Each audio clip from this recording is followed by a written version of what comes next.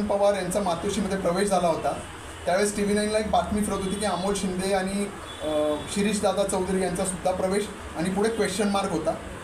मी त्या क्षणाला जसे मला कळालं त्या क्षणाला मी त्यावेळेस माझ्या संपूर्ण कुटुंबाबरोबर श्री क्षेत्र शेगाव इथे मी गजानन महाराजांच्या दर्शनाकरता गेलेलो होतो आणि तिथून माझ्या संपूर्ण कुटुंबासह इंदोरला माझ्या मुलीचे ॲडमिशन करता गेलेलो होतो.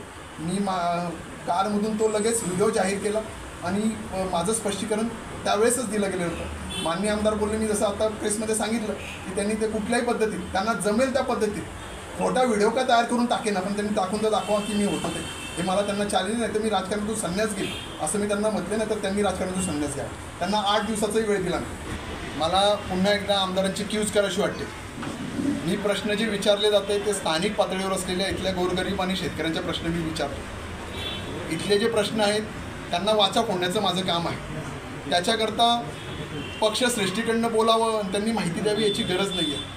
आमचा पक्ष पण हेच सांगतो, त्यांचा पक्ष पण हेच सांगतो की सर्वसामान्य जनतेकरता तुम्ही रस्त्यावर उतरले पाहिजेत, त्यांचे प्रश्न सोडवले पाहिजेत. त्याच्यामुळे जो महत्त्वाचा विषय आहे, जो ज्वलंत विषय, आता माझ्या आपल्या तालुक्यामध्ये असलेले प्रश्न वेगळेत, त्यानुसार मी ह्या प्रश्नांना बोललो. त्याच्याकरता मला वरती पक्षश्रेष्ठींकरता बोलावं करावं याची गरज नाही आहे किंवा त्यांनी मला आदेशित करावं असं नाही आहे. मला आज वाटलं की ह्या प्रश्नावर मी बोललं पाहिजे, मी ते बोललो. आणि त्यांना पॉईंट आऊट करण्याचा उद्देश नाही आहे, त्यांचा गैरसमज होतो, त्यांचा बुद्ध्यांक कमी आहे. ते इथले लोकप्रतिनिधी आहेत, जिल्हा बँकेवर डायरेक्टर आहेत, म्हणून मी तो जिल्हा बँकेचा प्रश्न विचारला. जर ते जिल्हा बँकेवर डायरेक्टर नसतं तर मी बोललो नसतो. दूध संघाचा उद्या विषय नाही गेला तर त्यांना कशाला मी बोलेल. आमदार दिलीप ओवाळ त्यांना हा प्रश्न विचारेल. त्याच्यात त्यांचं मी काय बोलतोय ते वैफल्यग्रस्त झालेले आहेत. ते सर्वे जो सांगतो ते मागे पडत चालले आहेत. त्याच्यामुळे काहीतरी करून खोटं बोलून आपण कसं योग्य आहे सांगण्याचा त्यांचा केवळीवाना प्रयत्न. दुसरा प्रश्न माझा असा आहे, तुमच्या असं त्यांनी वैशालीताईलाही जागेवर धरले या पत्रकार परिषदेत.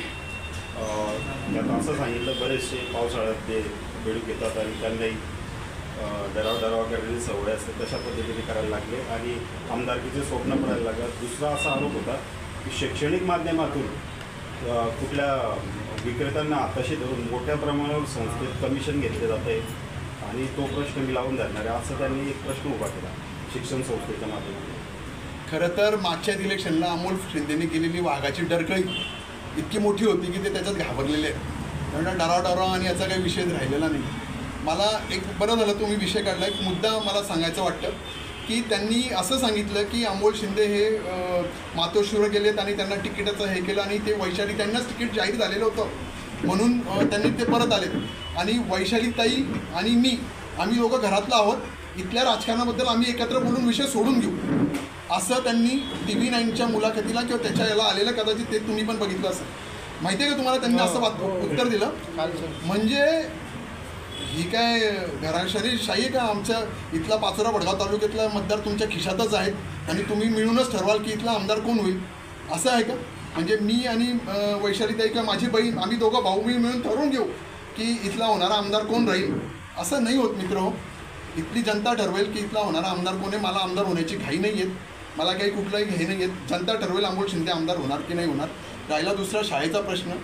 शाळेची क्वालिटी, शाळेची गुणवत्ता ही चांगली ठेवण्याकरता ह्या सगळ्या गोष्टी होत असतात.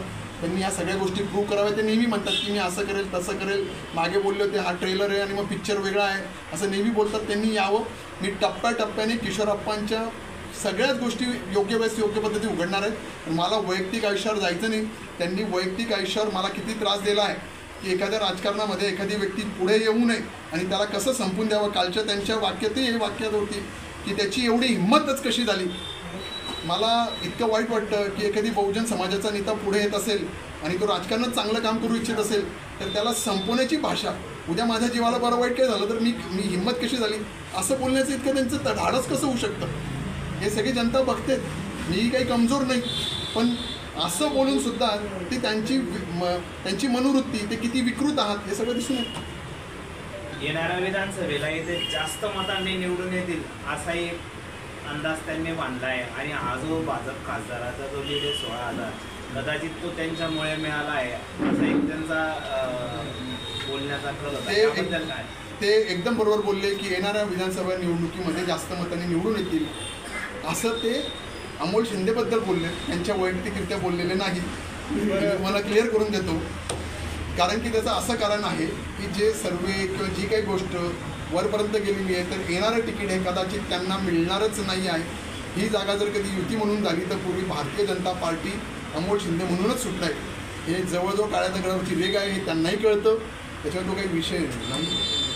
कारण लोकसभेच्या निवडणुकीत वरिष्ठांच्या आदेशानुसार तुम्ही एकत्र प्रचार केला, एका गाडीत फिरले, ते ऐकून घ्या. मग आता एवढा वाद विकोपाला जाण्यामागचं खरं कारण परत एकदा सांगतो, झालेल्या इलेक्शन्समध्ये आमच्या घरी लग्न होतं, ते युतीतले होते, त्याच्यामुळे आम्ही म्हणजे मी एका गाडी वगैरेमध्ये काही फिरलो नाही, पण एकत्र प्रचार आम्ही केला. पण तो आम्ही युती करता देश पातळीवरचं ते इलेक्शन्स होतं. आपल्याला देशाचा नेता ठरवायचा होता, देशाची ध्येय धोरणं ठरवायची होते, देश कुठल्या सक्षम हातामध्ये गेला पाहिजे, ते नरेंद्र मोदींच्याच हातामध्ये गेला पाहिजे, याकरता ते इलेक्शन्स होतं. त्याच्यामुळे तो सगळा विषय होता. पण ह्या इलेक्शनमध्ये त्यांनी कुठल्याही प्रकारे BJP म्हणजे युती धर्म पाळला नाही, त्यांनी युतीचं काम केलेलं नाही. त्यांनी धडधडीत हे करण पवार यांचं काम केलेलं आहे, हे सर्व जनतेला माहिती आहे, त्याच्यात तो विषय नाहीच आहे. दादा, पण तुम्ही बऱ्याच बातम्यामध्ये असं म्हणलं की आप्पा आमच्या सोबत आहे आणि आप्पा पण म्हटले होते की अमोल आमच्या सोबत आहे. तर तुम्ही सोबत आहे, पण निवडणुकीनंतर तुम्ही जल्लोष एक मिनिट परत एकदा सांगतो, तो विषय राहून गेला की नेमकं असं काय घडलं. पुन्हा एकदा सांगतो की मी माननीय आमदारांबद्दल, शासनाबद्दल काहीच बोलत नाही. मी इथल्या असलेल्या स्थानिक जनतेच्या प्रश्नांबद्दल, शेतकऱ्यांच्या प्रश्नांबद्दल बोलत आहेत. त्यांनी ते अंगावर ओढून घेत आहेत, कारण ते त्यांचं दुर्भाग्य आहे की त्यांनी त्यांचे प्रश्नच सोडवले नाहीत आणि ते आज सत्तेचा घटक आहेत. म्हणून त्यांना असं वाटतं की बुवा मी सत्तेबद्दल बोलतोय, सत्तेविरुद्ध बोलतोय. इतकं सिंपल आहे.